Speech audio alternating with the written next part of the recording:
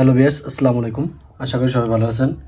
এই মেশিনটার নাম হলো TC inverter DK 89,90,000 watt DC 12 ভোল্টের মেশিন, মেড ইন জাপান লেখা। এটা হলো আমাদের আগের চ্যানেলের লোগো RBS24।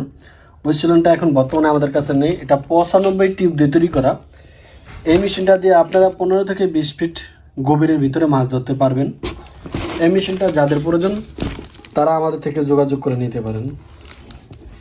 এই মেশিনটা খুব ভালোই কাজ করে, আপনারা অনেকেই নিয়েছেন জানেন। তো যাদের মেশিনটা প্রয়োজন তারা আমাদের থেকে যোগাযোগ করে মেশিনটা নিতে পারেন। এই মেশিনগুলো কীভাবে ব্যবহার করে আপনারা অনেকেই জানেন। আপনারা এরকম একটি আর্থিং তার পাবেন।